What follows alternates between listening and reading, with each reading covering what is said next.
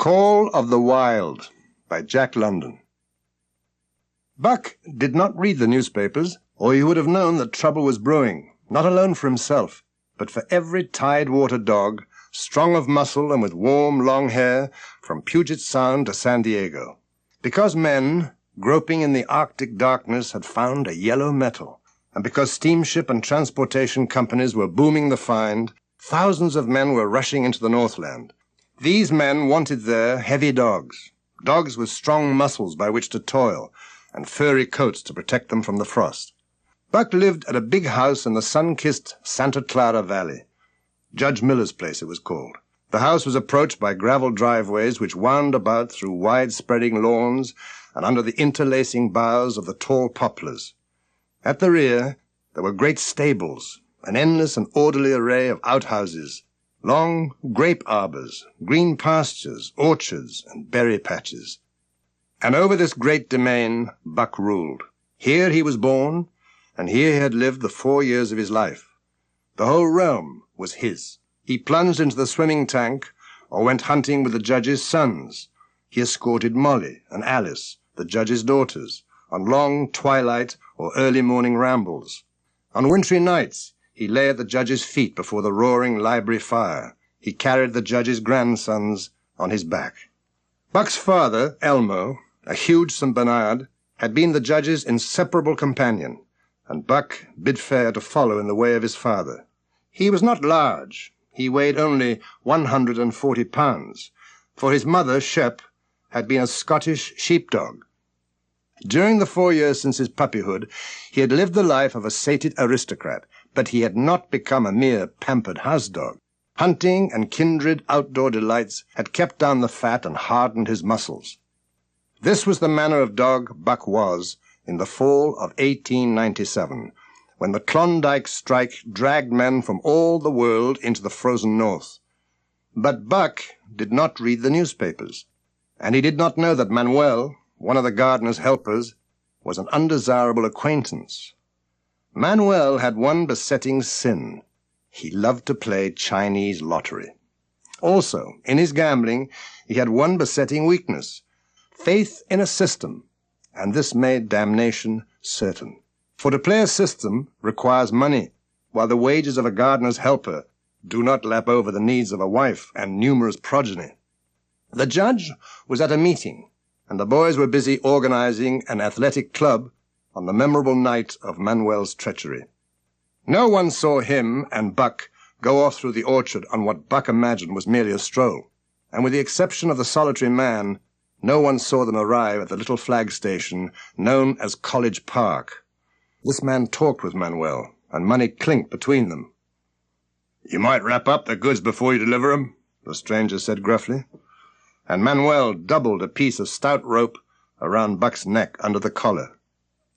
"Twist it, and you'll choke him plenty," said Manuel, and the stranger grunted a ready affirmative. Buck had accepted the rope with quiet dignity. To be sure, it was an unwanted performance, but he had learned to trust in men he knew. But when the ends of the rope were placed in the stranger's hands, he growled menacingly. To his surprise, the rope tightened round his neck, shutting off his breath. In quick rage, he sprang at the man, who met him halfway, grappled him close by the throat, and with a deft twist threw him over on his back. Then the rope tightened mercilessly. Buck's strength ebbed, his eyes glazed, and he knew nothing when the train was flagged and the two men threw him into the baggage car. The next he knew, he was dimly aware that his tongue was hurting and that he was being jolted along in some kind of a conveyance. The hoarse shriek of a locomotive whistling a crossing told him where he was. He had traveled too often with the judge not to know the sensation of riding in a baggage car. He opened his eyes, and the man sprang for his throat, but Buck was too quick for him. His jaws closed on the hand, nor did they relax till his senses were choked out of him once more. "Yep, he has fits," the man said, hiding his hand from the baggage man, who had been attracted by the sounds of a struggle. "I'm taking him up for the boss to Frisco. A crack dog doctor there thinks that he can cure him." Concerning that night ride, the man spoke most eloquently for himself, in a little shed back of a saloon on the San Francisco waterfront. "All I get is 50 for it," he grumbled, "and I wouldn't do it over for 1,000, cold cash."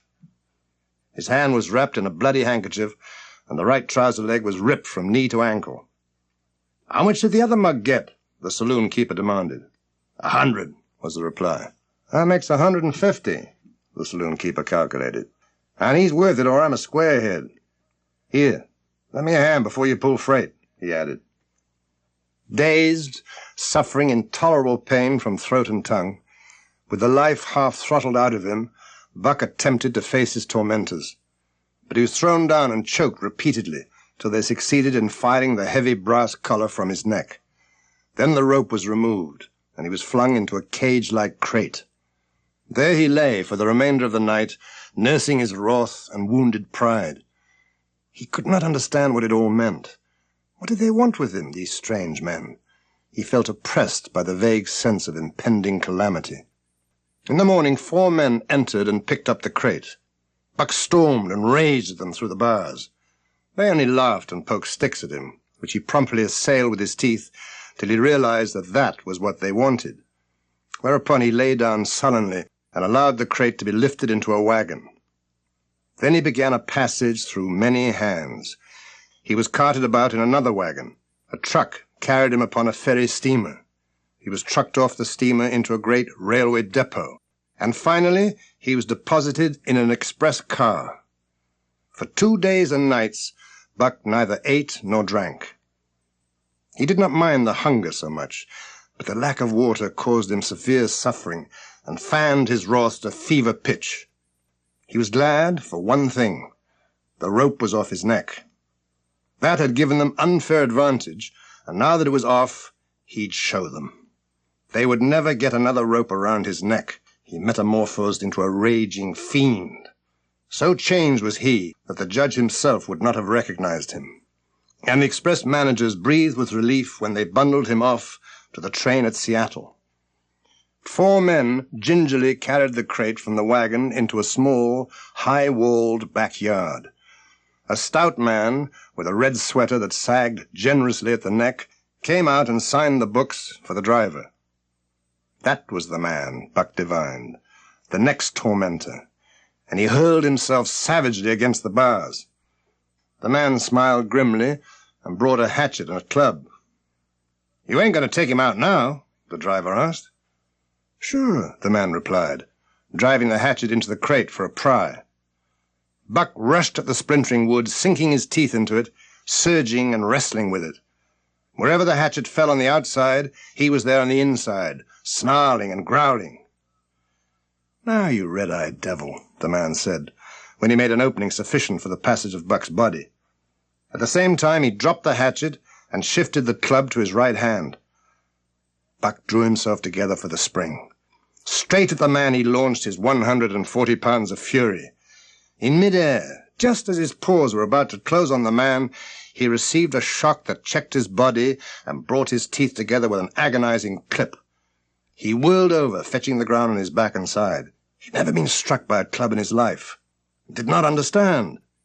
With a snarl that was part bark and more scream, he was again on his feet and launched into the air. And again the shock came, and he was brought crushingly to the ground. This time he was aware that it was the club, but his madness knew no caution. A dozen times he charged, and as often the club broke the charge and smashed him down. After a particularly fierce blow, he crawled to his feet, too dazed to rush. He staggered limply about, the blood flowing from nose and mouth and ears, his beautiful coat sprayed and flecked with bloody slaver. Then the man advanced and deliberately dealt him a frightful blow on the nose. All the pain he had endured was as nothing compared with the exquisite agony of this. With a roar that was almost lion-like in its ferocity, Buck again hurled himself at the man. But the man, shifting the club from right to left, coolly caught him by the underjaw, at the same time wrenching downward and backward. Buck described a complete circle in the air, and half of another, and then crashed to the ground on his head and chest. For the last time he rushed.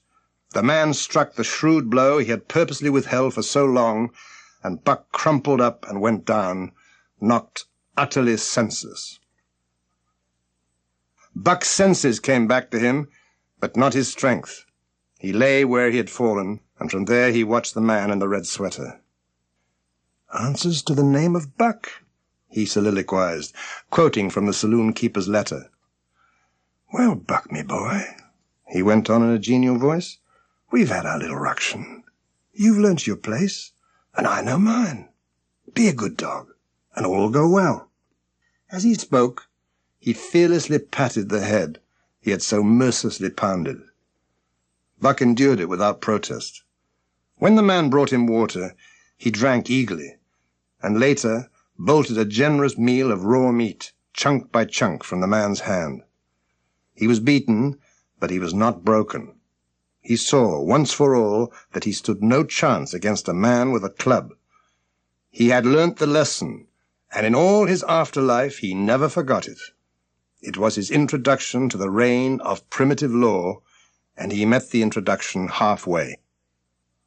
As the days went by, other dogs came, and Buck watched them pass under the dominion of the man in the red sweater. Again and again, as he looked at each brutal performance, the lesson was driven home to Buck. A man with a club was a lawgiver, a master to be obeyed, though not necessarily conciliated. Of this last, Buck was never guilty, though he did see beaten dogs that fawned upon the man, and wagged their tails and licked his hand.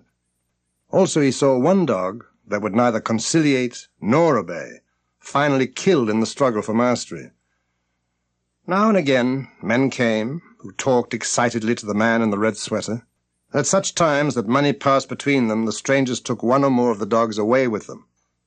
Buck wondered where they went, for they never came back, and he was glad each time when he was not selected.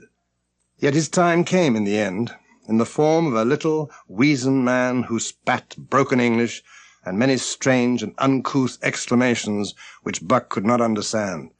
"Sacre dame!" he cried, when his eyes lit upon Buck. "That one damn bully dog. How much?" 300, and a present at that, was the prompt reply of the man in the red sweater. "And seeing it's government money, you ain't got no kick coming, eh, Barreau?" Barreau grinned. Considering that the price of dogs had boomed skyward by the unwonted demand, it was not an unfair sum for so fine an animal. The Canadian government would be no loser, nor would its dispatches travel the slower. Barreau knew dogs, and when he looked at Buck, he knew that he was 1 in 1,000. 1 in 10,000, he commented mentally. Buck saw money pass between them, and was not surprised when Curly, a good-natured Newfoundland, and he were led away by the wizened little man. That was the last he saw of the man in the red sweater, and as Curly and he looked at receding Seattle from the deck of the Narwhal, it was the last he saw of the warm Southland. Curly and he were taken below by Perrault and turned over to a black-faced giant called Francois. Perrault was a French-Canadian and swarthy, but Francois was a French-Canadian half-breed and twice as swarthy. These were a new kind of men to Buck, and while he developed no affection for them, he nonetheless grew honestly to respect them. In the 'tween decks of the Narwhal, Buck and Curly joined 2 other dogs. One of them was a big, snow-white fellow called Spitz. He was friendly in a treacherous sort of way, smiling into one's face the while he meditated some underhand trick, as, for instance, when he stole from Buck's food at the first meal. The other dog was a gloomy, morose fellow called Dave. Day and night the ship throbbed to the tireless beat of the propeller, and though one day was very like another, it was apparent to Buck that the weather was steadily growing colder. At last, one morning, the propeller was quiet, and Buck felt, as did the other dogs, that a change was at hand. Francois leashed them and brought them on deck. At the first step upon the cold surface, Buck's feet sank into a white, mushy something very like mud. He sprang back with a snort. More of this white stuff was falling through the air. He shook himself, and more of it fell upon him. He sniffed it curiously, then licked some up on his tongue. It bit like fire, and the next instant was gone. This puzzled him. He tried it again with the same result. The onlookers laughed uproariously, and he felt ashamed. He knew not why, for it was his first snow. Buck's first day on the Dyer beach was like a nightmare. Every hour was filled with shock and surprise. He had been suddenly jerked from the heart of civilization, and flung into the heart of things primordial. No lazy, sun-kissed life was this. Here was neither peace, nor rest, nor a moment's safety. There was an imperative need to be constantly alert, for these dogs and men were not town dogs and men. They were savages, all of them, who knew no law but the law of club and Fang. He had never seen dogs fight as these wolfish creatures fought. Curly was the victim. She, in her friendly way, made advances to a husky dog the size of a full-grown wolf. There was no warning, only a leap in like a flash, a metallic clip of teeth, a leap out equally swift, and Curly's face was ripped open from eye to jaw. It was the wolf manner of fighting, to strike and leap away. But there was more to it than this. 30 or 40 huskies ran to the spot and surrounded the combatants in an intent and silent circle. Buck did not comprehend that silent intentness, nor the eager way with which they were licking their chops. Curly rushed her antagonist, who struck again and leapt aside. He met her next charge with his chest in a peculiar fashion that tumbled her off her feet. She never regained them. This was what the onlooking huskies had waited for.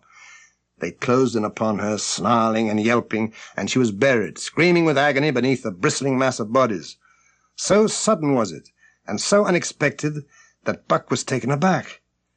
He saw Spitz run out his scarlet tongue in a way he had of laughing. He saw Francois, swinging an axe, spring into the mess of dogs.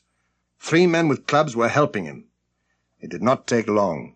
2 minutes from the time Curly went down, the last of her assailants were clubbed off. But she lay there, limp and lifeless, in the bloody trampled snow, almost literally torn to pieces. So that was the way. No fair play. Once down, that was the end of you. Well, he'd see to it that he never went down. Spitz ran out his tongue and laughed again, and from that moment Buck hated him with a bitter and deathless hatred. Before he had recovered from the shock caused by the tragic passing of Curly, he received another shock. Francois fastened upon him an arrangement of straps and buckles. It was a harness, and as he had seen horses work, so he was set to work hauling Francois on a sled. Though his dignity was sorely hurt, he buckled down with a will and did his best. Francois was stern, demanding instant obedience, and by virtue of his whip received instant obedience, while Dave, who was an experienced wheeler, nipped Buck's hindquarters whenever he was in error. Spitz was the leader, and while he could not always get at Buck, he cunningly threw his weight in the traces to jerk Buck in the way he should go. Buck learnt easily, and under the combined tuition of his 2 mates and Francois, made remarkable progress. Perrault, who was in a hurry to be on the trail with his dispatches, returned with 2 more dogs. Billy and Joe, he called them, 2 brothers, and true huskies both. By evening he secured another dog, a one-eyed husky called Solex.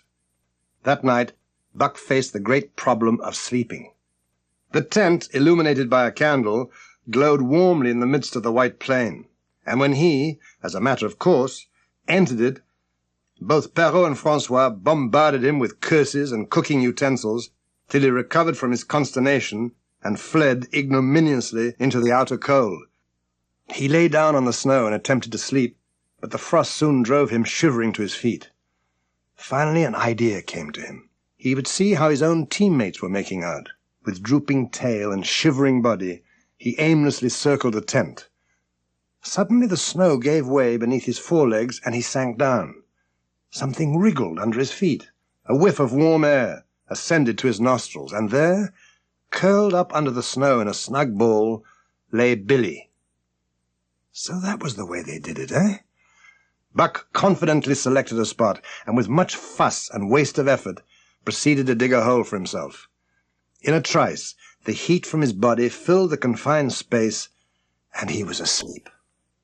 Nor did he open his eyes till roused by the noises of the waking camp. It had snowed during the night, and he was completely buried.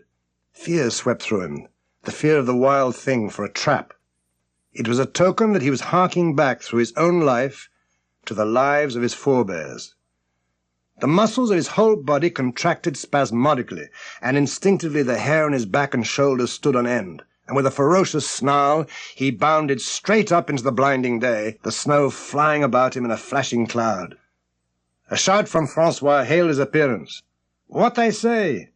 That buck for sure learn quick as anything." Perrault nodded gravely. As courier for the Canadian government, he was anxious to secure the best dogs, and he was particularly gladdened by the possession of Buck. 3 more huskies were added to the team, making a total of 9, and before another quarter of an hour had passed, they were in harness and swinging up the trail towards the Dyer Canyon. Buck was glad to be gone, and though the work was hard, he found he did not particularly despise it. He was surprised at the eagerness which animated the whole team, and which was communicated to him. Dave was wheeler or sled dog. Pulling in front of him was Buck, then came Solix. The rest of the team was strung out ahead, single file, to the leader, which position was filled by Spitz. Buck had been purposely placed between Dave and Solix so that he might receive instruction. Apt scholar that he was, they were equally apt teachers, never allowing him to linger long in error, and enforcing their teaching with their sharp teeth. Dave was fair and very wise. He never nipped Buck without cause, and he never failed to nip him when he stood in need of it. As Francois's whip backed him up, Buck found it to be cheaper to mend his ways than to retaliate. Once, during a brief halt, when he got tangled in the traces and delayed the start, both Dave and Solix flew at him and administered a sound trouncing. The resulting tangle was even worse, but Buck took good care to keep the traces clear thereafter. Ere the day was gone, so well had he mastered his work, his mates ceased nagging him. Francois's whip snapped less frequently, and even Perrault honored Buck by lifting up his feet and carefully examining them. It was a hard day's run, up the canyon, through Sheep Camp, past the scales and the timberline, across glaciers and snowdrifts hundreds of feet deep, and over the great Chilkoot Divide, which stands between the salt water and the fresh, and guards forbiddingly the sad and lonely north. They made good time down the chain of lakes which fills the craters of extinct volcanoes, and late that night pulled into the huge camp at the head of Lake Bennett. Buck made his hole in the snow, and slept the sleep of the exhausted just, but all too early was routed out in the cold darkness and harnessed with his mates to the sled. Day after day, for days unending, Buck toiled in the traces. He was always ravenous. The pound and a half of sun-dried salmon, which was his ration for each day, seemed to go nowhere. He swiftly lost the fastidiousness which had characterized his old life. A dainty eater, he found that his mates, finishing first, robbed him of his unfinished portion. To remedy this, he ate as fast as they. And so greatly did hunger compel him, he was not above taking what did not belong to him. When he saw Pike, one of the new dogs, slyly steal a slice of bacon when Perrault's back was turned, he duplicated the performance the following day, getting away with the whole chunk. He was unsuspected, while Dub, who was always getting caught, was punished for Buck's misdeed. This first theft marked Buck as fit to survive in the hostile Northland environment. It marked his capacity to adjust himself to changing conditions, the lack of which would have meant swift and terrible death. His development was rapid. His muscles became hard as iron, and he grew callous to all ordinary pain. Sight and scent became remarkably keen, while his hearing developed such acuteness that in his sleep he heard the faintest sound and knew whether it heralded peace or peril. And not only did he learn by experience, but instincts long dead became alive again. The domesticated generations fell from him. In vague ways, Buck remembered back to the youth of the breed, to the time the wild dogs ranged in packs through the primeval forest and killed their meat as they ran it down. It was no task for him to learn to fight with cut and slash and quick wolf snap. In this manner had fought forgotten ancestors, and when on the still cold nights he pointed his nose at a star and howled long and wolf-like, it was his ancestors, dead and dust, pointing nose at star and howling down through the centuries and through him. The dominant primordial beast was strong in Buck, and under the fierce conditions of trail life it grew and grew. His newborn cunning gave him poise and control. He was not prone to rashness and precipitate action, and in the bitter hatred between him and Spitz, he betrayed no impatience, shunned all offensive acts. On the other hand, Spitz never lost an opportunity of showing his teeth, striving to start the fight which could end only in the death of one or the other. Early in the trip, this might have taken place had it not been for an unwonted accident. At the end of the day, they made a bleak and miserable camp on the shore of Lake Le Barge. Close in under the sheltering rock, Buck made his nest. So snug and warm was it that he was loath to leave it when Francois distributed the fish. When Buck finished his ration and returned, he found his nest occupied. A warning snarl told him that the trespasser was Spitz. Till now, Buck had avoided trouble with his enemy, but this was too much. The beast in him roared. He sprang upon Spitz with a fury that surprised them both, and Spitz particularly, for his whole experience with Buck had gone to teach him that his rival was an unusually timid dog. Francois was surprised too, when they shot out in a tangle from the disrupted nest, and he divined the cause of the trouble. Spitz was crying with sheer rage and eagerness as he circled back and forth for a chance to spring in. Buck was no less eager and no less cautious as he likewise circled back and forth for the advantage. But it was then that the unexpected happened, the thing which projected their struggle for supremacy far into the future. The camp was suddenly discovered to be alive with skulking, furry forms, starving huskies, 4 or 5 score of them, who had scented the camp from some Indian village. They were crazed by the smell of the food. Perrault found one with head buried in the grub box. His club landed heavily on the gaunt ribs, and the grub box capsized on the ground. On the instant, a score of the famished brutes were scrambling for the bacon and bread. The clubs fell on them unheeded. In the meantime, the astonished team dogs had burst out of their nests only to be set upon by the fierce invaders. Never had Buck seen such dogs. There was no opposing them. The team dogs were swept back against the cliff at the first onset. Buck was beset by 3 huskies, and in a trice his head and shoulders were ripped and slashed. Billy was crying as usual. Dave and Solex were fighting bravely side by side, and Joe was snapping like a demon. Buck got a frothing adversary by the throat and was sprayed with blood when his teeth sank through the jugular. The warm taste of it in his mouth goaded him to greater fierceness. He flung himself upon another, and at the same time felt teeth sink into his own throat. It was Spitz, treacherously attacking from the side. Perrault and Francois, having cleared out their part of the camp, hurried to save their sled dogs. Buck shook himself free, and as he drew himself together, he saw Spitz rush upon him with the evident intention of overthrowing him. Once off his feet, and under that mass of huskies, there was no hope for him. He braced himself to the shock of Spitz's charge, then joined the flight out onto the lake. Later, the 9 team dogs gathered together and sought shelter in the forest. At daybreak, they limped warily back to camp to find the marauders gone and the 2 men in bad tempers. "Ah, my friends," Francois said. "Maybe it make you mad dogs, those many bites. What you think, Perrault?" The courier shook his head dubiously.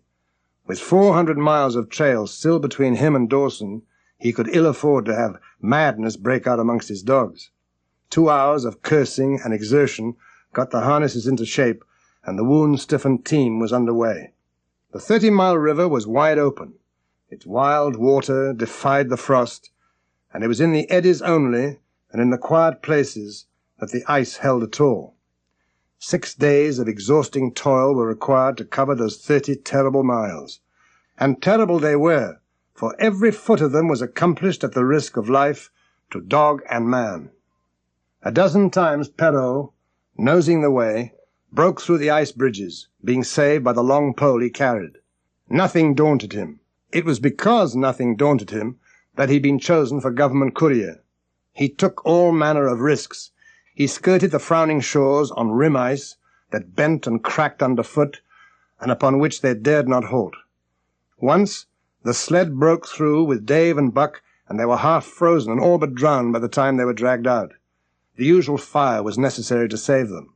Another time Spitz went through, dragging the whole team after him up to Buck, who strained backwards with all his strength, his 4 paws on the slippery edge and the ice quivering and snapping all around. But behind him was Dave, likewise straining backward, and behind the sled was Francois pulling till his tendons cracked. By the time they made the Hootalinqua and good ice, Buck was played out.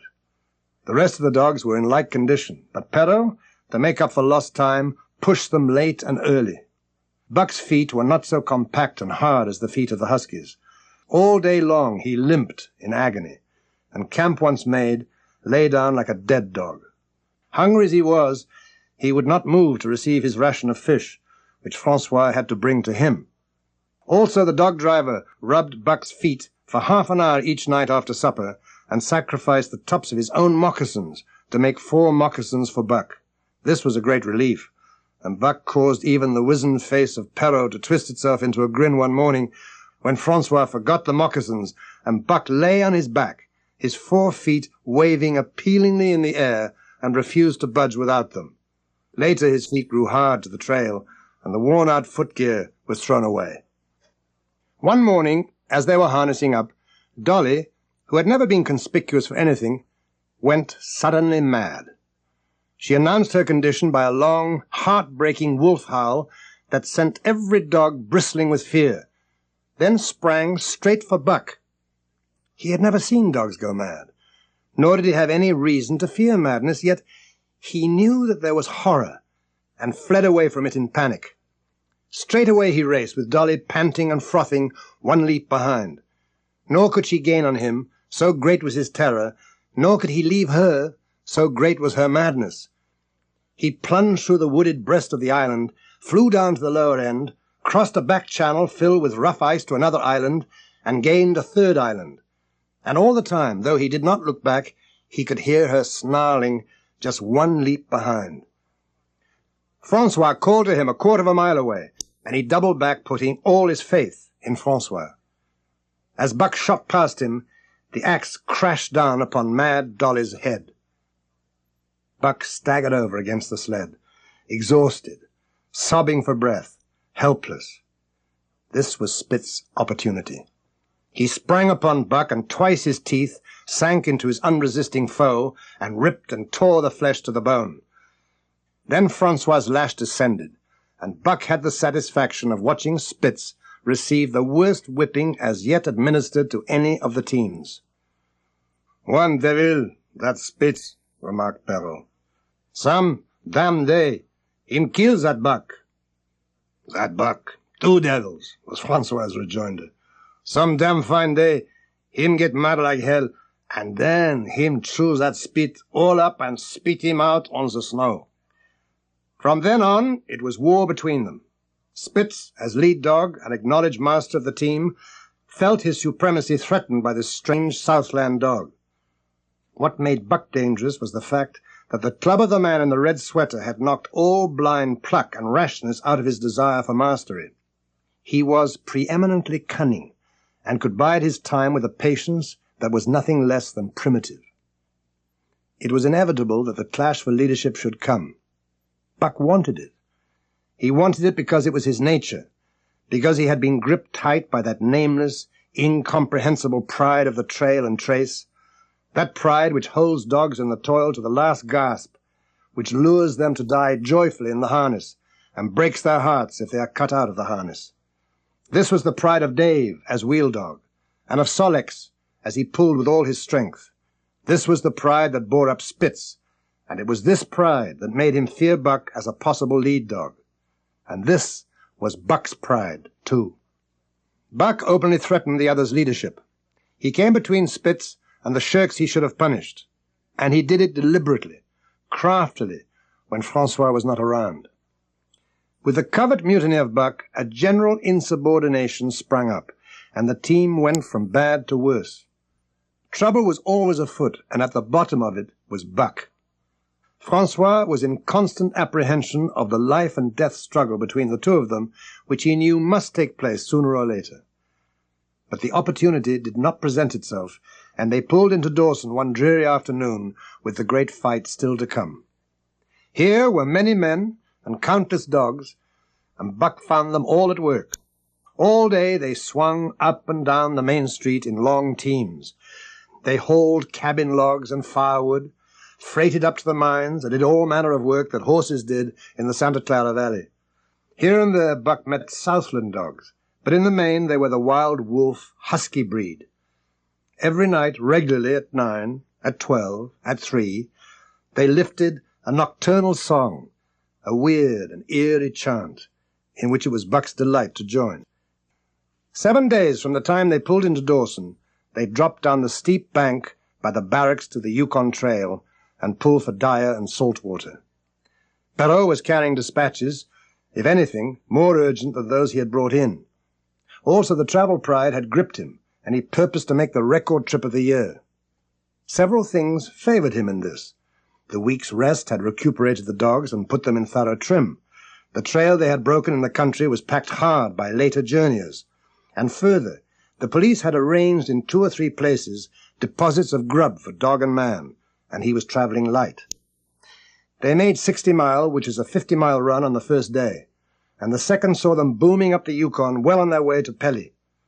But such splendid running was achieved not without great trouble and vexations on the part of Francois. The insidious revolt led by Buck had destroyed the solidarity of the team. No more was Spitz a leader greatly to be feared. The breaking down of discipline likewise affected the dogs in their relations with one another. They quarreled and bickered more than ever among themselves. Francois swore strange, barbarous oaths and stamped the snow in futile rage and tore his hair. He backed up Spitz with his whip, while Buck backed up the remainder of the team. Francois knew he was behind all the trouble, and Buck knew he knew. But Buck was too clever to be caught red-handed. At the mouth of the Tahkeena, one night after supper, Dub turned up a snowshoe rabbit, blundered it, and missed. In a second, the whole team was in full cry. 100 yards away was a camp of the Northwest Police with 50 dogs, huskies all, who joined the chase. The rabbit sped down the river, and Buck led the pack around bend after bend, but he could not gain. The snowshoe rabbit flashed on ahead. Buck was ranging at the head of the pack, running the wild thing down, the living meat to kill with his own teeth and wash his muzzle to the eyes in warm blood. He was sounding the deeps of his nature, and of the parts of nature that were deeper than he, going back to the womb of time. Spitz, cold and calculating, left the pack and cut across a narrow neck of land where the creek made a long bend around. Buck did not know of this, and as he rounded the bend, the frost wraith of a rabbit still flitting before him, he saw another and larger frost wraith leap from the overhanging bank into the immediate path of the rabbit. It was Spitz. The rabbit could not turn, and as the white teeth broke its back in mid-air, it shrieked as loudly as a stricken man may shriek. At sound of this, the full pack at Buck's heels raised a hell's chorus of delight. Buck did not cry out. He did not check himself, but drove in upon Spitz, shoulder to shoulder, so hard that he missed the throat. They rolled over and over in the powdery snow, and in a flash, Buck knew it. The time had come. It was to the death. The dogs had made short work of the rabbit, and they were now drawn up in an expectant circle. Spitz was a practice fighter. He never rushed till he was prepared to receive a rush. Never attacked till he had first defended that attack. In vain, Buck strove to sink his teeth in the neck of the big white dog. Fang clashed fang, but Buck could not penetrate his enemy's guard.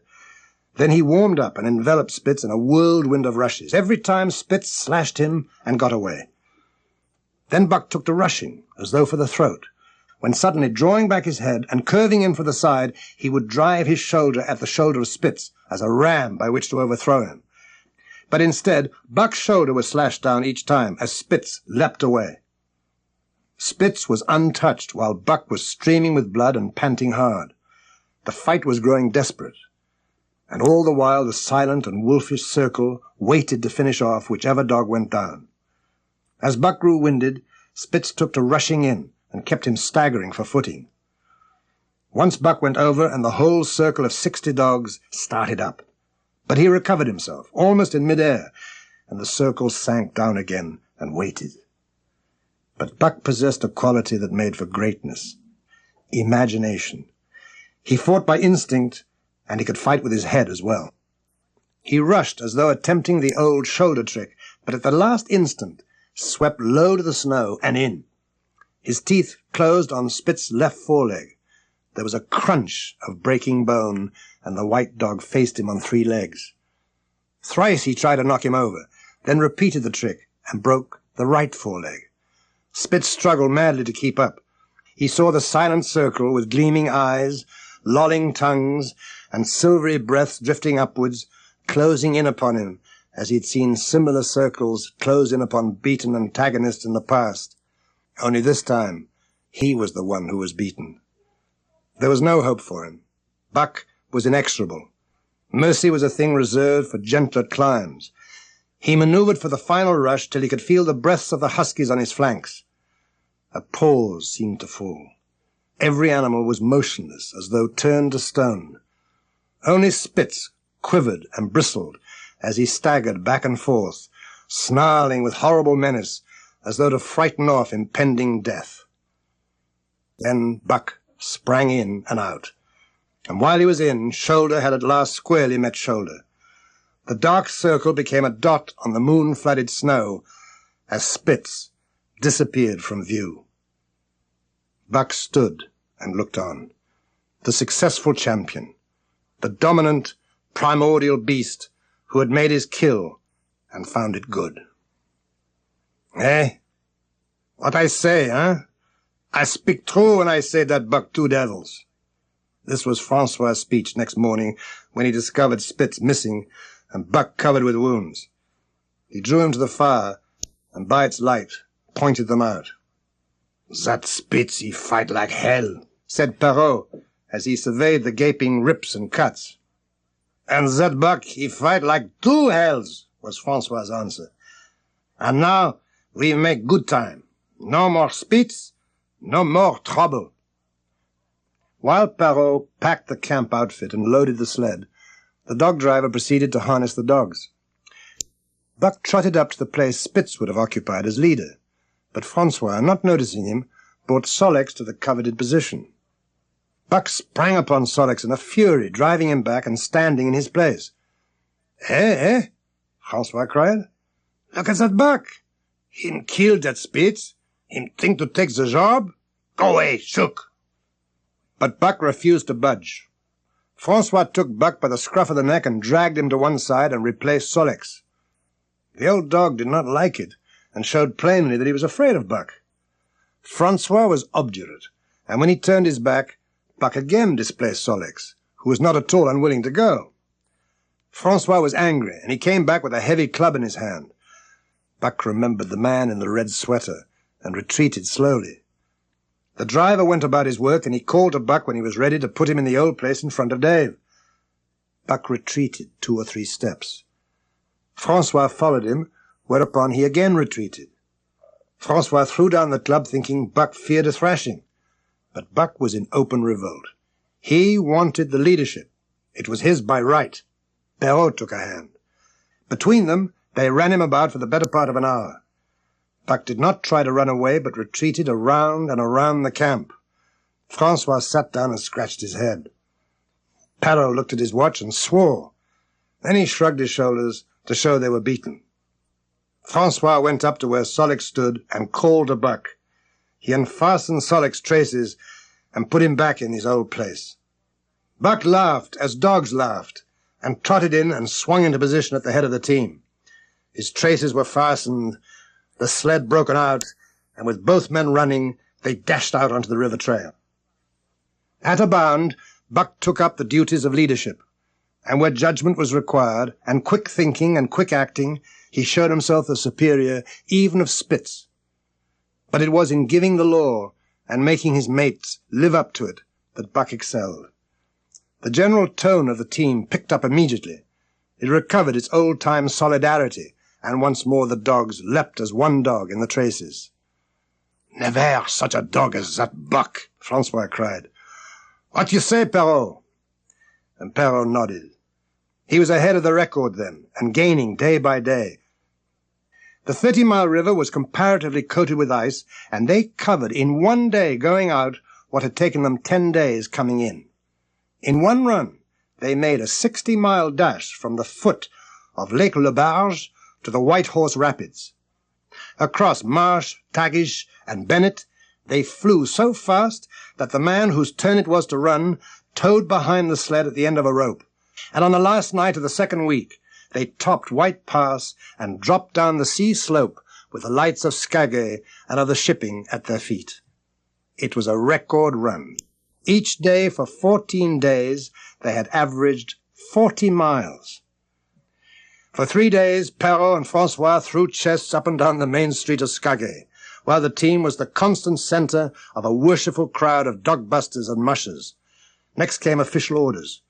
Francois called Buck to him, threw his arms round him, and wept over him. And that was the last of Perrault and Francois. Like other men, they passed out of Buck's life for good.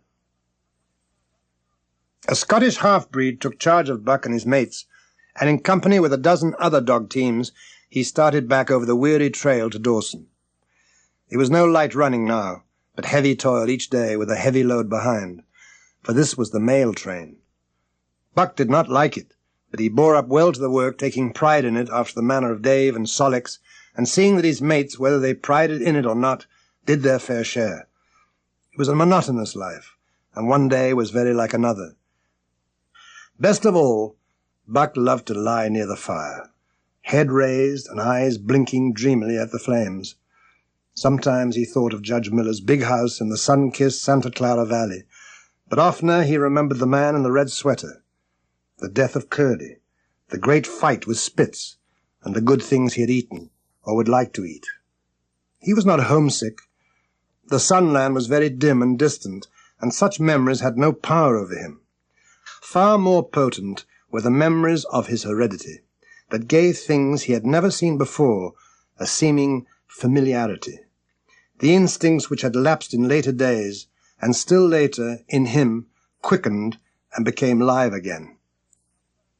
Sometimes it seemed that the flames were of another fire, and that as he crouched by this other fire, he saw another and different man from the half-breed cook before him. This other man was shorter of leg and longer of arm, with muscles that were stringy and knotty rather than rounded and swelling.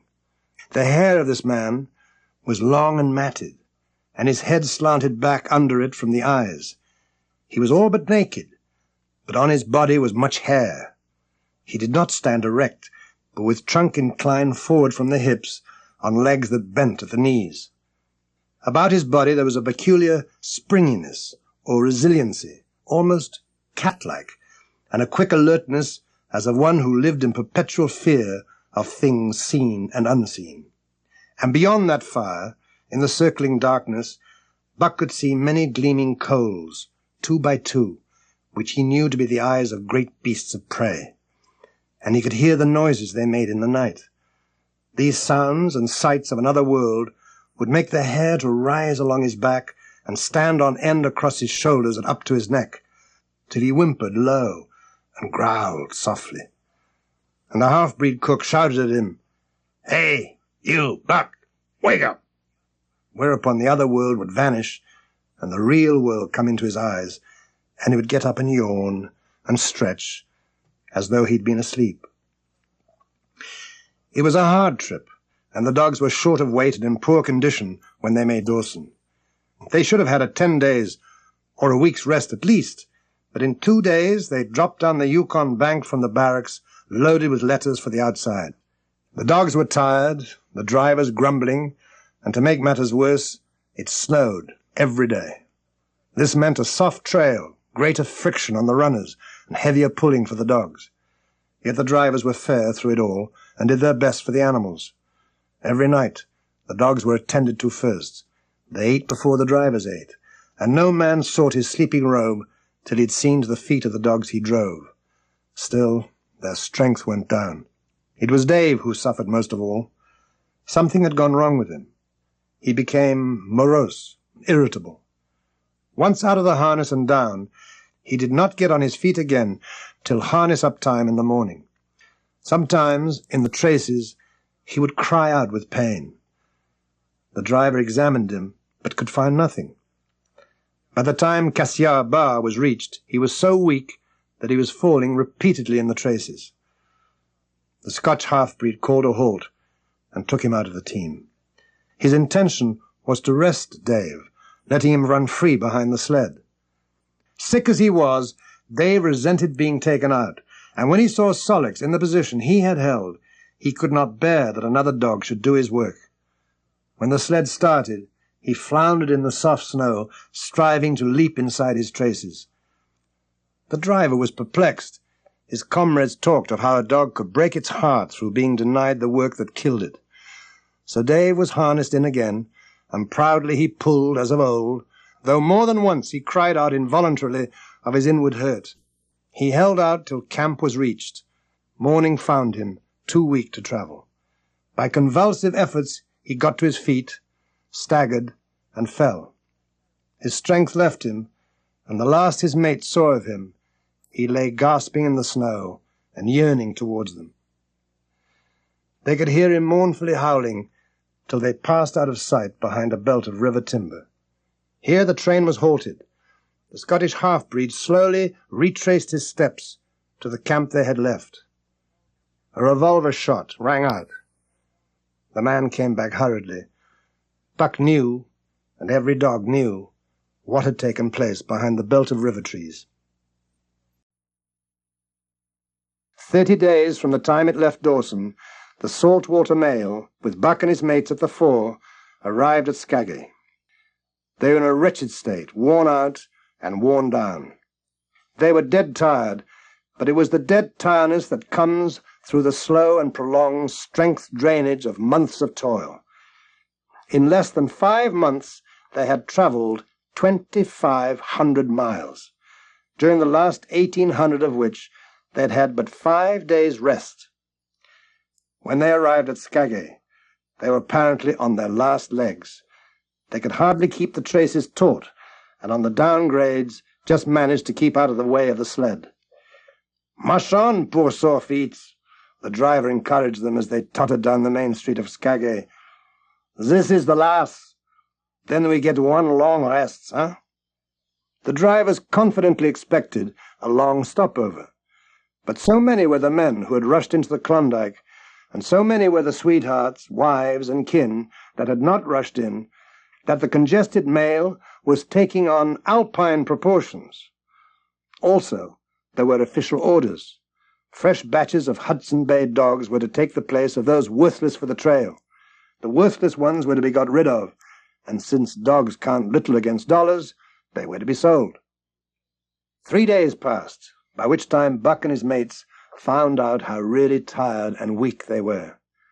Then, on the morning of the 4th day, 2 men from the States came along and bought them, harness and all, for a song. The men addressed each other as Hal and Charles. Charles was a middle-aged, lightish-coloured man with weak and watery eyes.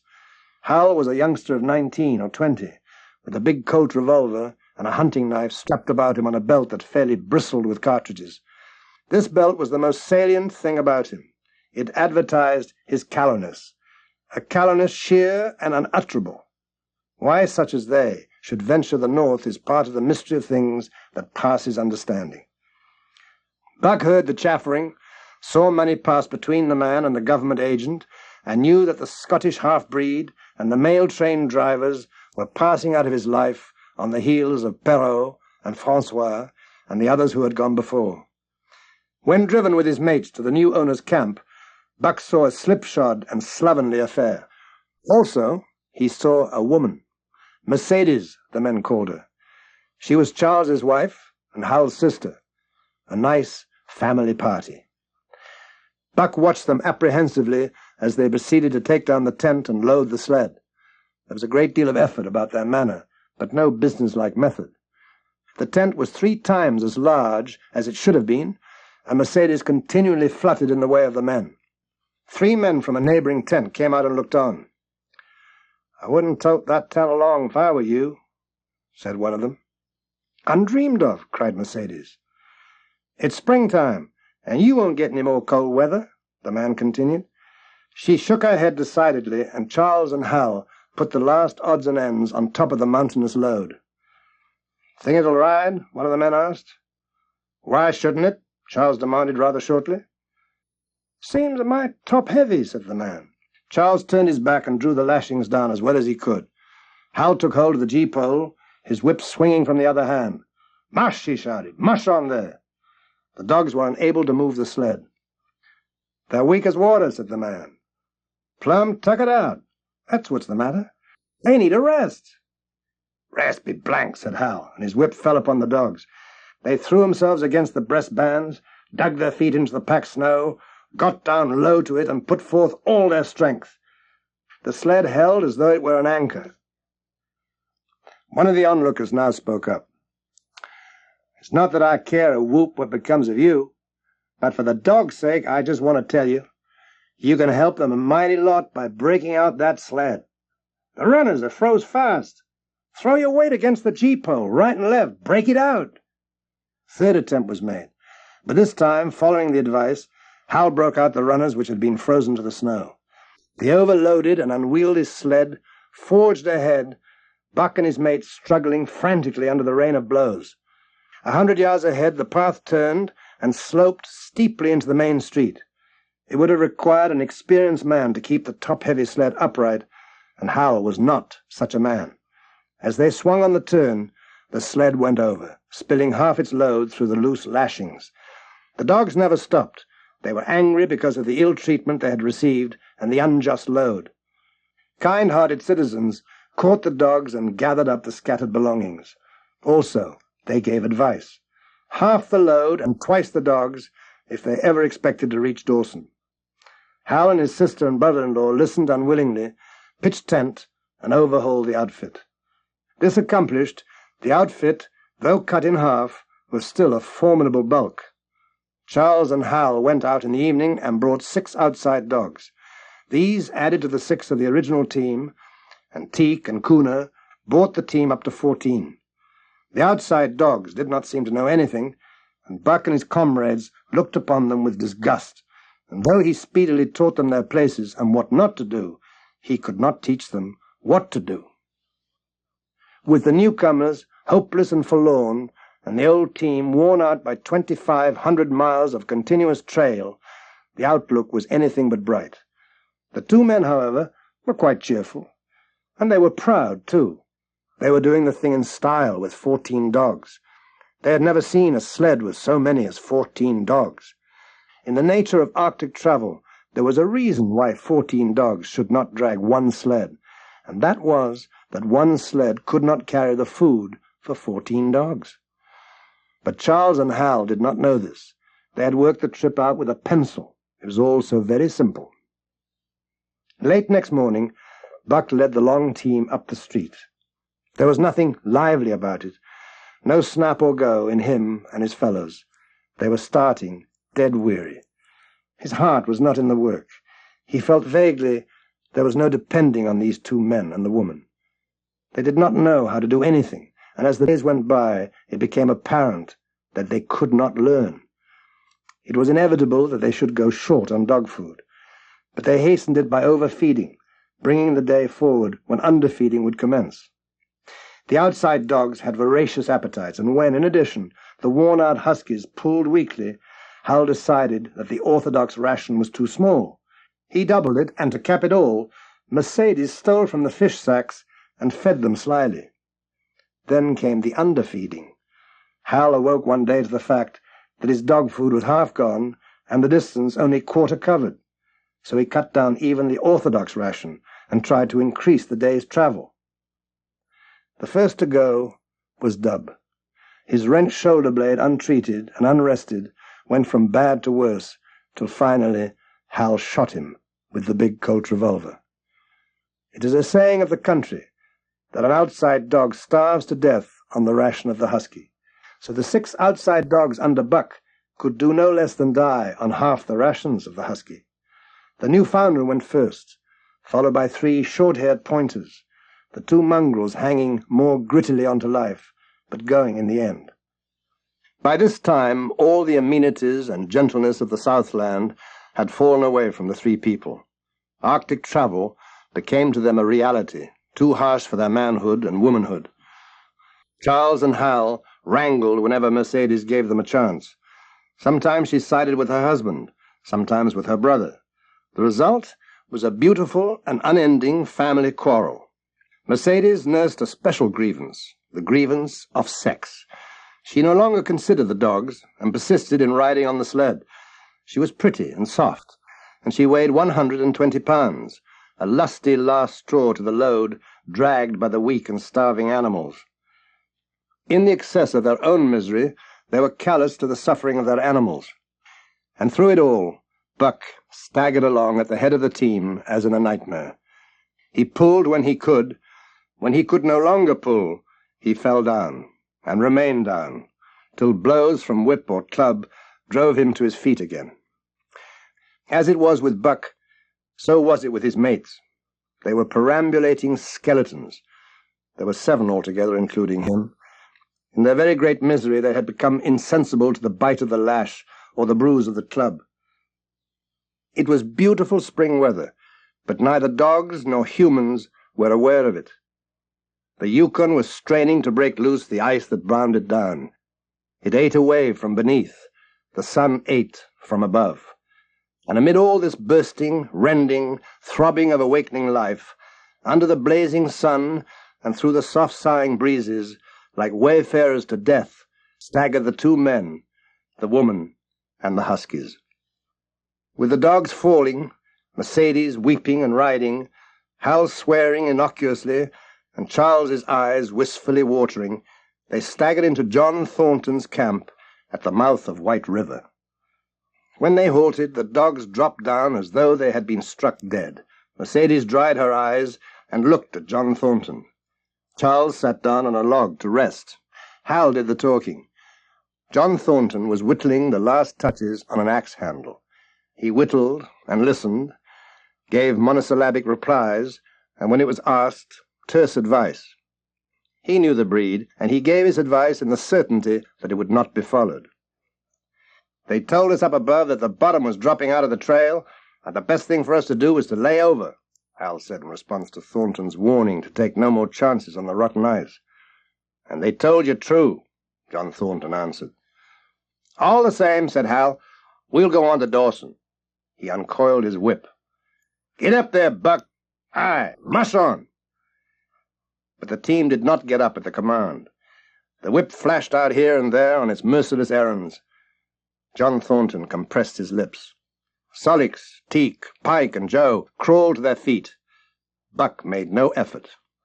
It seemed that he sensed disaster close at hand, out there, ahead on the ice, where his master was trying to drive him. He refused to stir. So greatly had he suffered, and so far gone was he, that the blows did not hurt much, and as they continued to fall on him, the spark of life within flickered and went down. It was nearly out. And then, suddenly, without warning, uttering a cry that was inarticulate, John Thornton sprang upon the man who wielded the club. Hal was hurled backward as though struck by a falling tree. John Thornton stood over Buck. "If you strike that dog again, I'll kill you," he at last managed to say in a choking voice. "My dog," Hal replied. "Get out of my way, I'll fix you. I'm going to Dawson." He drew out his long hunting knife. Thornton stood between him and Buck and evinced no intention of getting out of the way. Mercedes screamed, cried, laughed, and manifested the chaotic abandonment of hysteria. Thornton rapped Hal's knuckles with the axe handle, knocking the knife to the ground. He rapped his knuckles again as he tried to pick it up. Then he stooped, picked it up himself, and with 2 strokes cut Buck's traces. Hal had no fight left in him. A few minutes later the team pulled out from the bank and down the river. Buck heard them go and raised his head to see. Pike was leading, Solix at the wheel, and between were Teak and Joe. They were limping and staggering. Mercedes was riding the loaded sled. Hal guided the gee-pole, and Charles stumbled along in the rear.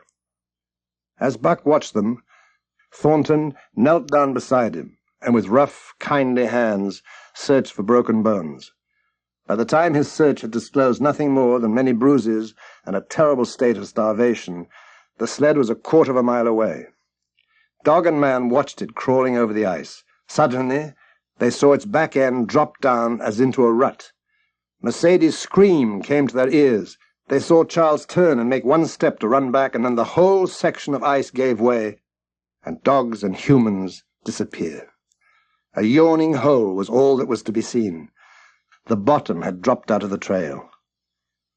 John Thornton and Buck looked at one another. "You poor devil," said John Thornton, and Buck licked his hand. When John Thornton froze his feet in the previous December, his partners had made him comfortable and left him to get well, going on themselves up the river to get out a raft of saw logs for Dawson.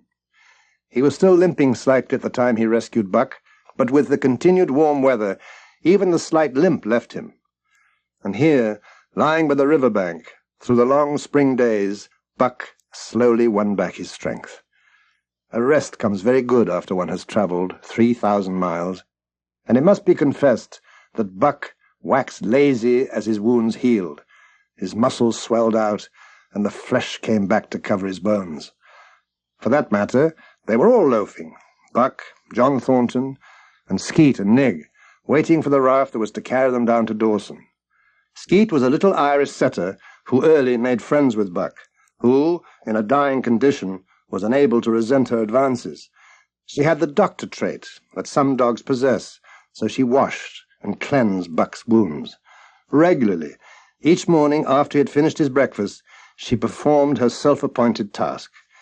Nig, equally friendly, was a huge black dog, half bloodhound and half deerhound, with eyes that laughed a lot and a boundless good nature. These dogs seemed to share the kindness and largeness of John Thornton. They enticed him to all sorts of games, and Buck romped through his convalescence and into a new existence.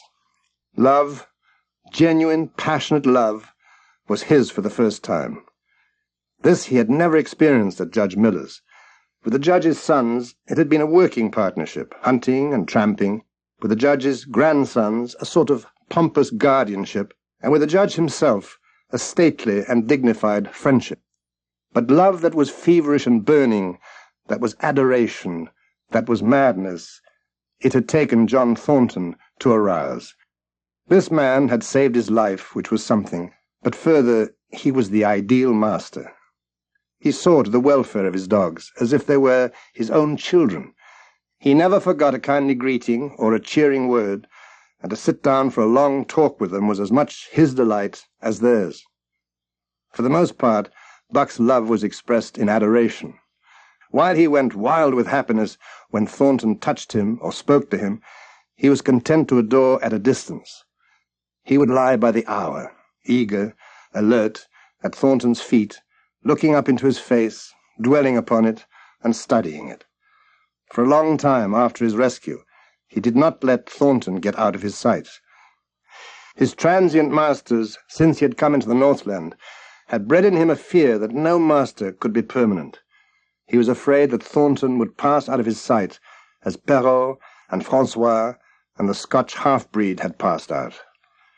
But in spite of this great love he bore John Thornton, which seemed to bespeak the soft, civilizing influence, the strain of the primitive which the Northland had aroused in him remained alive and active. Faithfulness and devotion, things born of fire and roof, were his, yet he retained his wildness and wiliness. He sat by John Thornton's fire, a broad-breasted dog, white-fanged and long-furred, but behind him were the shades of all manner of dogs, half-wolves and wild wolves. So peremptorily did these shades beckon him that each day mankind and the claims of mankind slipped farther from him. Deep in the forest a call was sounding, and as often he heard this call, he felt compelled to turn his back on the fire and to plunge into the forest. Thornton alone held him. The rest of mankind was as nothing. When Thornton's partners, Hans and Pete, arrived on the long-expected raft, Buck refused to notice them till he learnt they were close to Thornton. Thornton alone could put a pack upon Buck's back in the summer travelling. Nothing was too great for Buck to do when Thornton commanded. One day the men and the dogs were sitting on the crest of a cliff which fell away straight down to naked bedrock 300 feet below. John Thornton was sitting near the edge, Buck at his shoulder. A thoughtless whim seized Thornton, and he drew the attention of Hans and Pete to the experiment he had in mind. "Jump, Buck," he commanded, sweeping his arm out and over the chasm. The next instant he was grappling with Buck on the extreme edge while Hans and Pete were dragging them back to safety. "It's uncanny," Pete said. And then he added, "I'm not hankering to be the man that lays hands on you while he's around." It was at Circle City, ere the year was out, that Pete's apprehensions were realized. Black Burton, a man evil-tempered and malicious, had been picking a quarrel with a tenderfoot at the bar when Thornton stepped good-naturedly between. Burton struck out, and Thornton was sent spinning. Those who were looking on saw Buck's body rise in the air as he left the floor for Burton's throat. The man was hurled backward with Buck on top of him. Buck drove in again for the man's throat and tore it open. Buck was driven off, and while a surgeon checked the bleeding, a miners' meeting called on the spot decided that the dog had sufficient provocation, and Buck was discharged. But his reputation was made, and from that day his name spread through every camp in Alaska. Later on, in the fall of the year, he saved John Thornton's life in quite another fashion. The three partners were lining a long and narrow poling boat down a bad stretch of rapids on the 40-mile creek. Hans and Pete moved along the bank, snubbing with a thin manila rope from tree to tree, while Thornton remained in the boat, helping its descent by means of a pole and shouting directions to the shore. Buck, on the bank, kept abreast of the boat, his eyes never off his master. At a particularly bad spot, where a ledge of barely submerged rocks jutted out into the river, Hans cast off the rope, and while Thornton poled the boat out into the stream, ran down the bank with the end in his hand to snub the boat when it had cleared the ledge. This it did, but was flying downstream in a current as swift as a mill race, when Hans checked it with the rope and checked too suddenly. The boat flirted over and snubbed into the bank bottom up, while Thornton, flung sheer out of it, was carried downstream towards the worst part of the rapids, a stretch of wild water in which no swimmer could live. Buck had sprung in on the instant, and at the end of 300 yards, amid a mad swirl of water, he overhauled Thornton. When he felt him grasp his tail, Buck headed for the bank. The suck of the water was frightful, and Thornton knew that the shore was impossible. He scraped furiously over a rock, bruised across a second, and struck a third with crushing force. He touched its slippery top with both hands, releasing Buck, and above the roar of the churning water shouted, "Go, Buck! Go!" When he heard Thornton's command, Buck partly reared out of the water as though for a last look, then turned obediently towards the bank. He swam powerfully and was dragged ashore by Hans and Pete at the very point where swimming ceased to be possible and destruction began. They knew that the time a man could cling to a slippery rock in the face of that driving current was a matter of minutes, and they ran as fast as they could up the bank to a point far above where Thornton was hanging on. They attached a line to Buck's neck and shoulders and launched him into the stream. Buck held on till he was on a line straight above Thornton. Then he turned, and with the speed of an express train, headed down upon him. Thornton saw him coming, and, as Buck struck him like a battering ram, with the whole force of the current behind him, he reached up and closed with both arms around the shaggy neck. Hans snubbed the rope round the tree, and Buck and Thornton were jerked under the water. Strangling and suffocating, they veered into the bank. Thornton came to, belly downward, and being violently propelled back and forth across a drift log by Hans and Pete. His first glance was for Buck, over whose limp and apparently lifeless body Nig was setting up a howl, while Skeet was licking the wet face and closed eyes. Thornton himself was bruised and battered, and he went carefully over Buck's body, finding 3 broken ribs. "That settles it," he announced. "We camp right here." And camp they did, till Buck's ribs knitted, and he was able to travel. That winter, at Dawson, Buck performed another exploit that put his name many notches higher on the totem pole of Alaskan fame.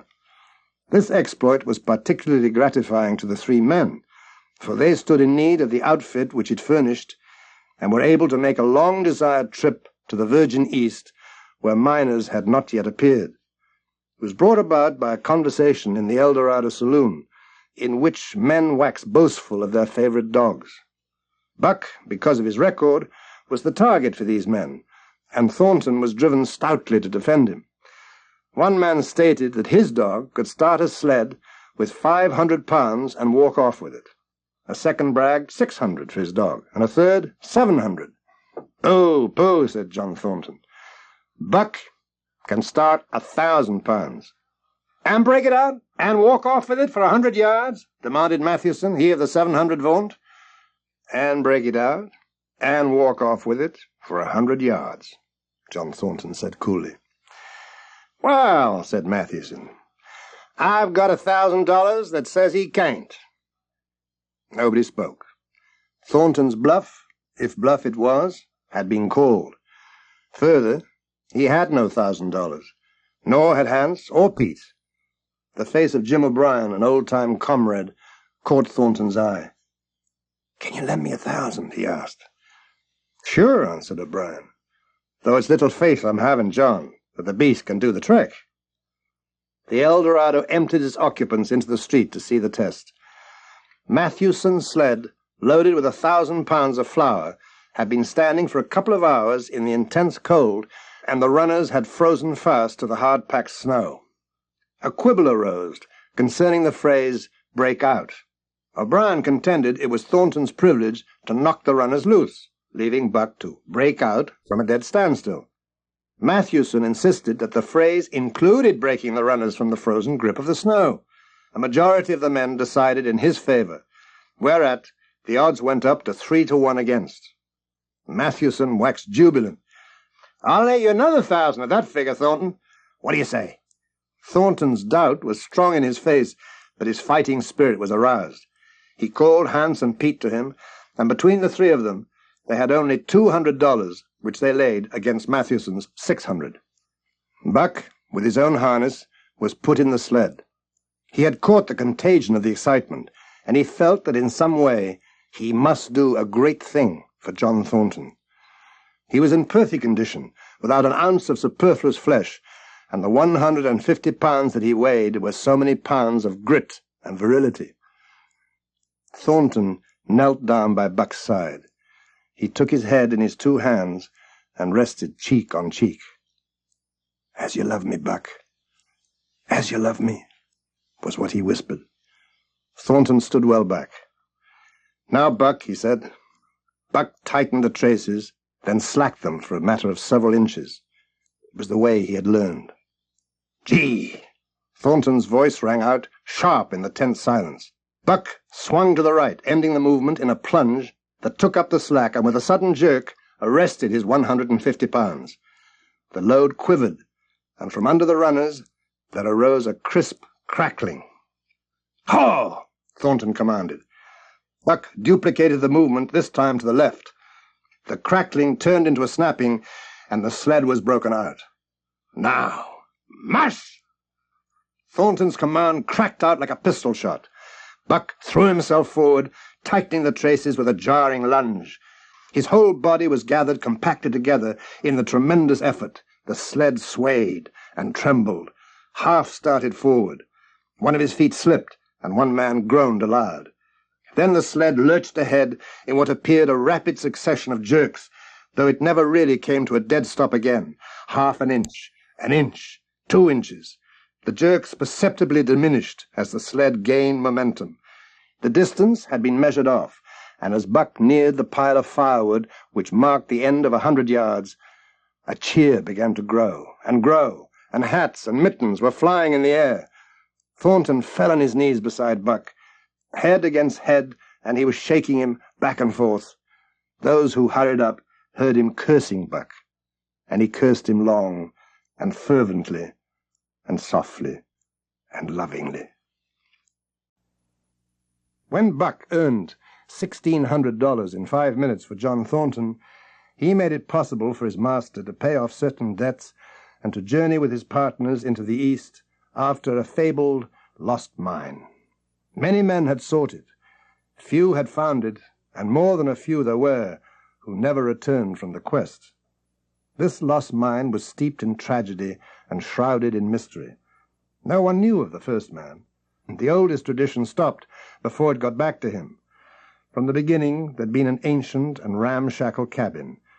Dying men had sworn to it, and to the mine the site of which it marked, clinching their testimony with nuggets that were unlike any known grade of gold in the Northland. But no living man had looted this treasure house, and the dead were the dead. Wherefore John Thornton and Pete and Hans, with Buck and half a dozen other dogs, faced into the east on an unknown trail to achieve where men and dogs as good as themselves had failed. They sledded 70 miles up the Yukon, swung to the left into the Stewart River, past the Mayo and the McQuestion, and held on until the Stewart itself became a streamlet, threading the upstanding peaks which marked the backbone of the continent. John Thornton asked little of man or nature. He was unafraid of the wild. With a handful of salt and a rifle, he could plunge into the wilderness and fare wherever he pleased and as long as he pleased. Being in no haste, Indian fashion, he hunted his dinner in the course of the day's travel, and if he failed to find it, like the Indian, he kept on traveling, secure in the knowledge that sooner or later he would come to it.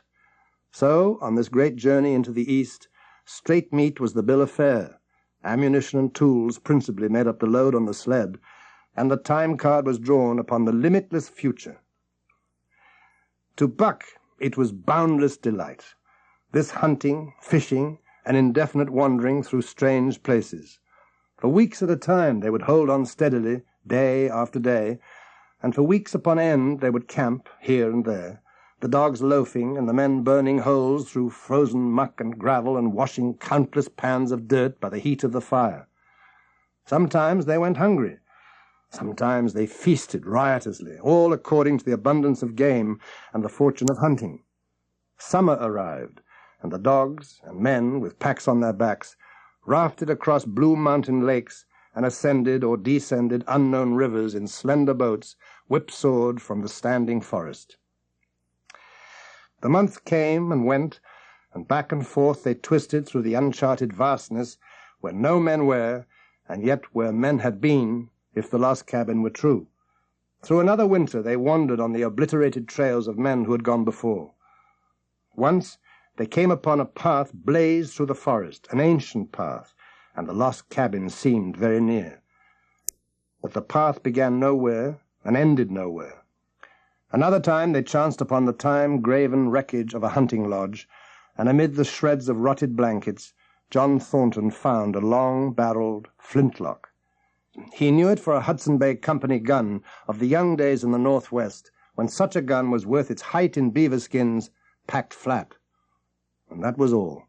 No hint as to the man who in an early day had reared the lodge and left the gun among the blankets. Spring came once more, and at the end of their wandering they found, not the lost cabin, but a shallow placer in a broad valley where the gold showed like yellow butter across the bottom of the washing pan. They sought no further. Each day they worked earned them thousands of dollars in clean dust and nuggets, and they worked every day.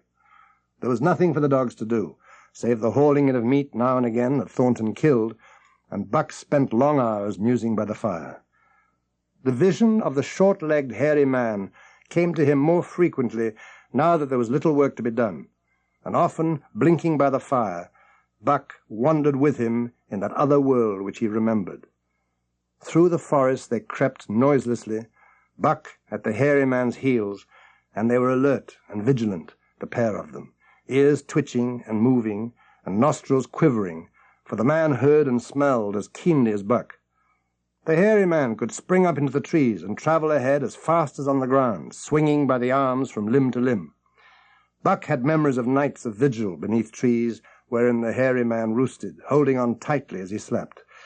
And closely akin to the visions of the hairy man was the call still sounding in the depths of the forest. It filled him with a great unrest and strange desires, and he was aware of wild yearnings and stirrings for he knew not what. Irresistible impulses seized him. He would be lying in camp, dozing lazily in the heat of the day, when suddenly his head would lift and his ears cock up, intent and listening, and he would spring to his feet and dash away, and on for hours, through the forest aisles and across the open spaces. For a day at a time he would lie in the underbrush where he could watch the partridges drumming and strutting up and down. But especially he loved to run in the dim twilight of the summer midnights, listening to the subdued and sleepy murmurs of the forest, reading signs and sounds as men may read a book, and seeking for the mysterious something that called, waking or sleeping at all times, for him to come. One night he sprang from sleep with a start, eager-eyed, nostrils quivering and scenting. From the forest came the call, distinct and definite as never before, a long, drawn-out howl, like, yet unlike, any noise made by husky dog, and he knew it, in the old familiar way, as a sound heard before. He sprang through the sleeping camp, and in swift silence dashed through the woods. As he drew closer to the cry, he went more slowly, with caution in every movement, till he came to an open space among the trees, and looking out, saw, erect on haunches, with nose pointed to the sky, a long, lean timber wolf. He had made no noise, yet it ceased from its howling and tried to sense his presence. Buck stalked into the open, half crouching, body gathered compacted together, tail straight and stiff, feet falling with unwonted care. Every movement expressed a commingling of threat and an overture of friendliness. It was the menacing truce that marks the meeting of wild beasts of prey. But the wolf fled at the sight of him. He followed in a frenzy to overtake. He ran him into a blind channel, into the bed of a creek, where a timber jam barred the way. The wolf whirled about, clipping his teeth together in a continuous and rapid succession of snaps. Buck did not attack, but circled him about and hedged him in with friendly advances. The wolf was suspicious and afraid, and watching his chance, he darted away and the chase was resumed. Time and again he was cornered, and the thing repeated, though he was in poor condition, or Buck could not so easily have overtaken him. In the end, Buck's pertinacity was rewarded, for the wolf, finding no harm was intended, finally sniffed noses with him. Then they became friendly, and played about in the nervous, half-coy way with which fierce beasts belie their fierceness. After some time of this, the wolf started off at an easy lope in a manner that plainly showed he was going somewhere. He made it clear to Buck that he was to come, and they ran side by side through the somber twilight, straight up the creek bed, into the gorge from which it issued, and across the bleak divide where it took its rise. Buck was wildly glad. He knew he was at last answering the call, running by the side of his wood brother towards the place from where the call surely came. Old memories were coming upon him fast, and he was stirring to them as of old he stirred to the realities of which they were the shadows. He had done this thing before, somewhere in that other and dimly remembered world, and he was doing it again now, running free in the open, the unpacked earth underfoot, the wide sky overhead. They stopped by a running stream to drink, and stopping, Buck remembered John Thornton. He sat down. The wolf started on towards the place from where the call surely came, then returned to him, sniffing noses and making actions as though to encourage him. But Buck turned about and started slowly back. For the better part of an hour the wild brother ran by his side, whining softly. Then he sat down, pointed his nose upward, and howled. It was a mournful howl, and as Buck held steadily on his way, he heard it grow fainter and fainter until it was lost in the distance. John Thornton was eating dinner when Buck dashed into camp and sprang upon him in a frenzy of affection. For 2 days and nights he never left camp, never let John Thornton out of his sight. But after 2 days, the call in the forest began to sound more imperiously than ever. Buck's restlessness came back to him, and he was haunted by recollections of the wild brother and of the smiling land beyond the divide and the run side by side through the wild forest stretches. Once again he took to wandering in the woods, and though he listened through long vigils, the mournful howl was never raised, and the wild brother came no more. He began to sleep out at night, staying away from camp for days at a time. Once he killed a large black bear, and it aroused the last latent remnants of Buck's ferocity. And 2 days later, when he returned to his kill and found a dozen wolverines quarreling over the spoil, he scattered them like chaff, and those that fled left 2 behind who would quarrel no more. The blood-longing became stronger than ever before.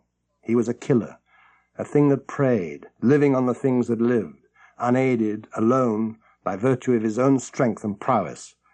He became possessed of a great pride in himself. But for the stray brown on his muzzle and above his eyes, and for the splash of white hair that ran midmost down his chest, he might well have been mistaken for a gigantic wolf, larger than the largest of the breed. His cunning was wolf cunning, and wild cunning.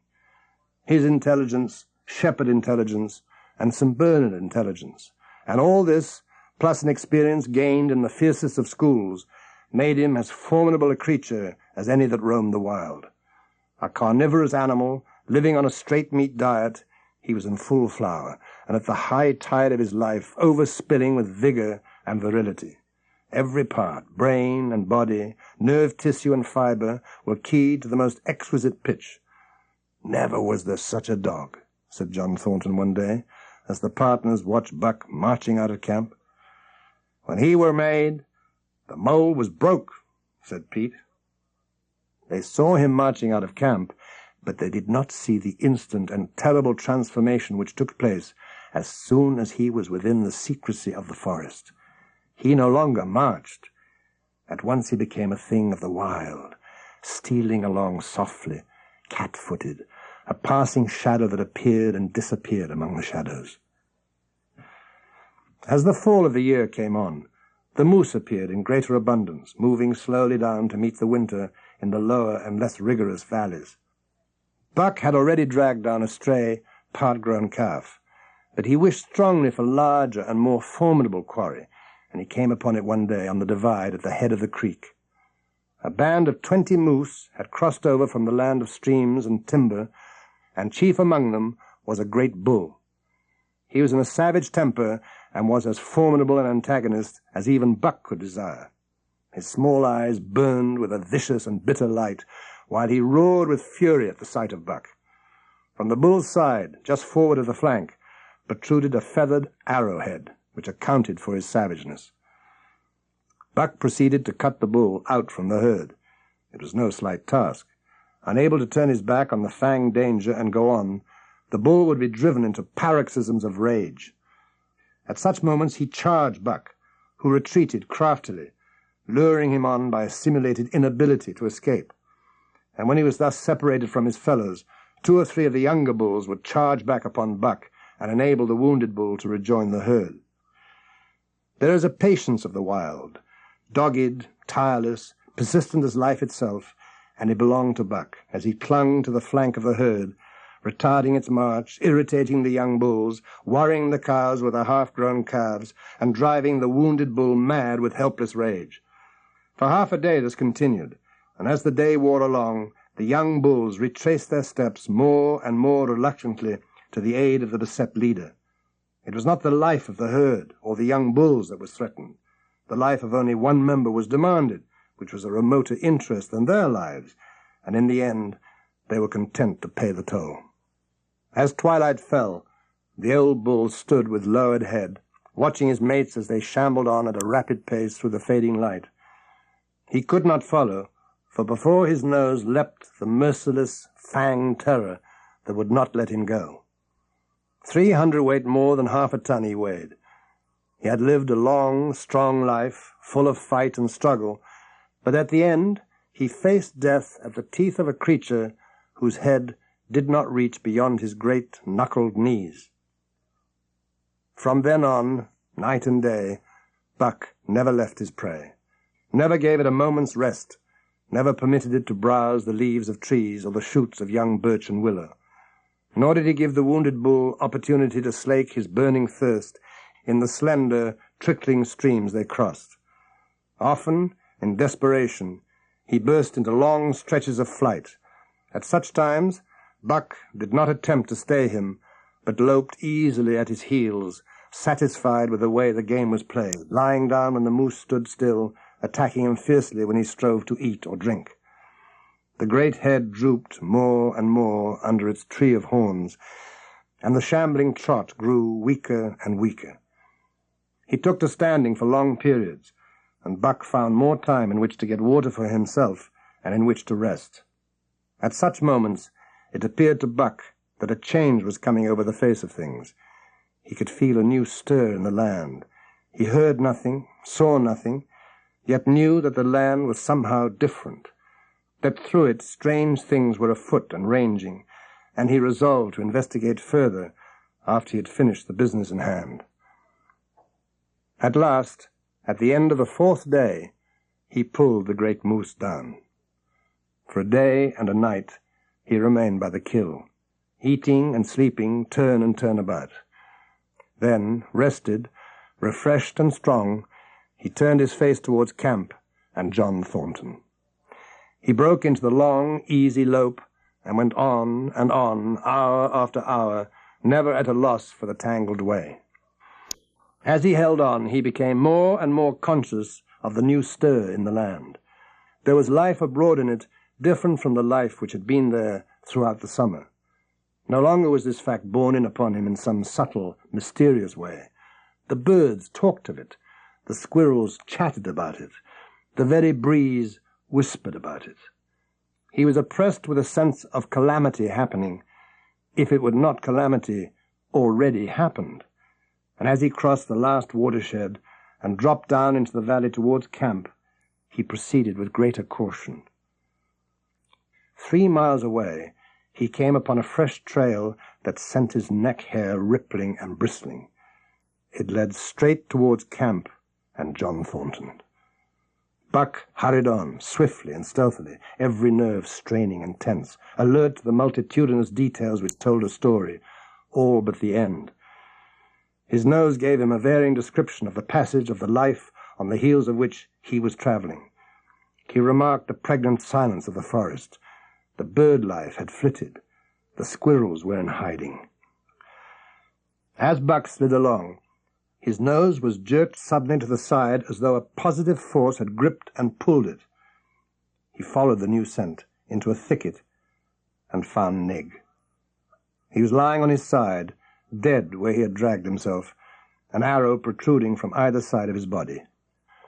From the camp came the faint sounds of many voices rising and falling in a sing-song chant. Bellying forward to the edge of the clearing, he found Hans, lying on his face, feathered with arrows like a porcupine. At the same instant, Buck peered out where the spruce bough lodge had been and saw what made his hair leap straight up on his neck and shoulders. A gust of overpowering rage swept over him. For the last time in his life, he allowed a passion to usurp cunning and reason, and it was because of his great love for John Thornton that he lost his head. The Yeehats were dancing about the wreckage of the spruce bough lodge when they heard a fearful roaring and saw rushing upon them an animal the like of which they had never seen before. It was Buck, a live hurricane of fury, hurling himself upon them in a frenzy to destroy. There was no withstanding him. He plunged about in their midst, tearing, rending, destroying, in constant and terrific motion, which defied the arrows they discharged at him. In fact, so inconceivably rapid were his movements, and so closely were the Indians tangled together that they shot one another with the arrows. Then a panic seized them, and they fled in terror to the woods, proclaiming as they fled the advent of the evil spirit. And truly Buck was the fiend incarnate, raging at their heels and dragging them down like deer as they raced through the trees. It was a fateful day for the Yeehats. They scattered far and wide over the country, and it was not till a week later that the last of the survivors gathered together in a lower valley. As for Buck, wearying of the pursuit, he returned to the desolated camp. He found Pete where he had been killed in his blankets in the first moment of surprise. Thornton's desperate struggle was fresh written on the earth, and Buck scented every detail of it down to the edge of a deep pool. By the edge, head and 4 feet in the water, lay Skeet, faithful to the last. The pool itself, muddy and discolored from the sluice boxes, effectively hid what it contained, and it contained John Thornton. For Buck followed his trace into the water, from which no trace led away. All day, Buck brooded by the pool, or roamed restlessly about the camp. Death, as a cessation of movement, as a passing out and away from the lives of the living, he knew, and he knew John Thornton was dead. It left a great void in him, somewhat akin to hunger, but a void that food could not fill.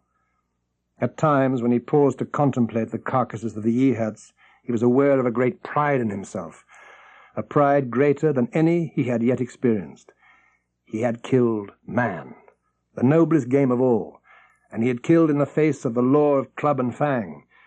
He sniffed the bodies curiously. They had died so easily. It was harder to kill a husky dog than them. They were no match at all, were it not for their arrows and spears and clubs.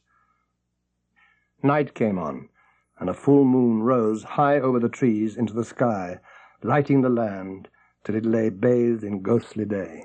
And with the coming of the night, brooding and mourning by the pool, Buck became alive to a stirring of the new life in the forest, other than that which the Yehats had made. He stood up, listening and scenting. From far away drifted a faint, sharp yelp, followed by a chorus of similar sharp yelps.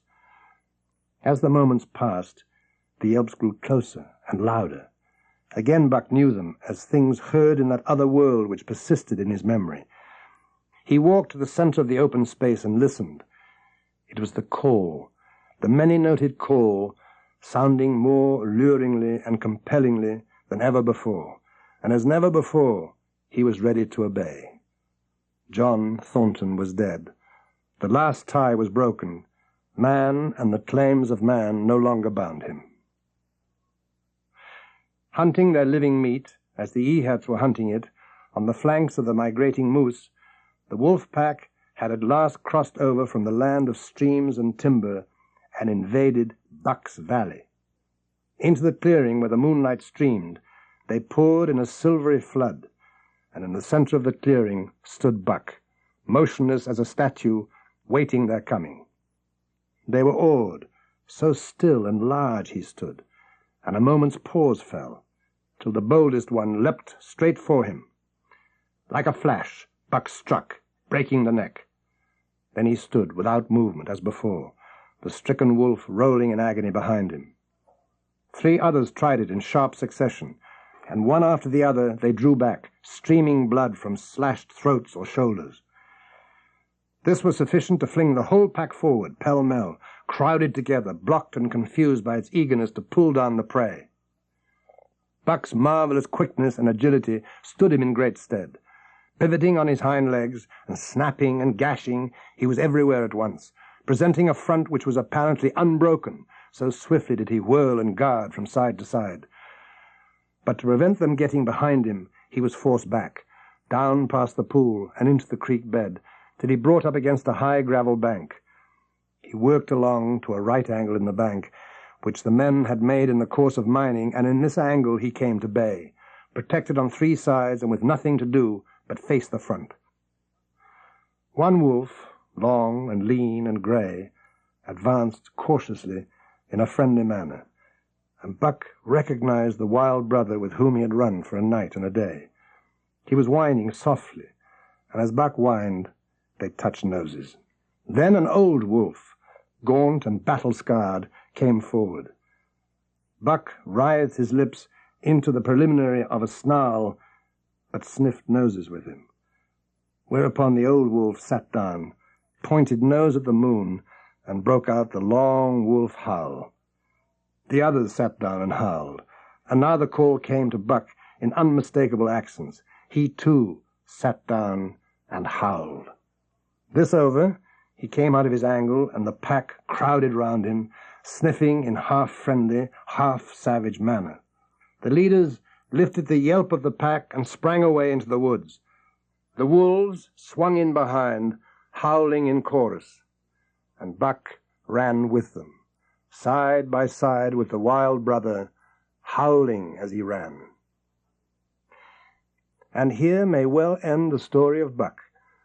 The years were not many when the Yeehats noted a change in the breed of timber wolves, for some were seen with splashes of brown on head and muzzle, and with a rift of white centering down the chest.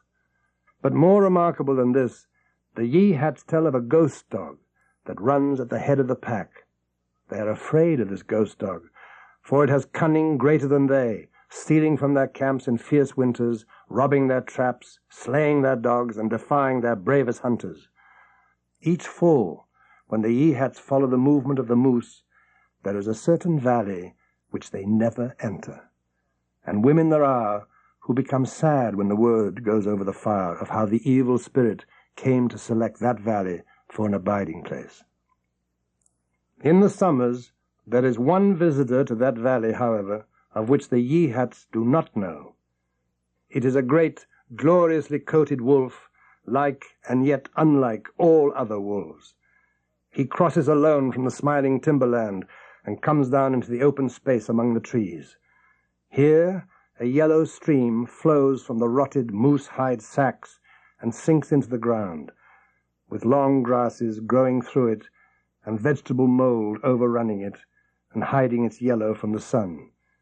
And here he muses for a time, howling once, long and mournfully, ere he departs. But he is not always alone.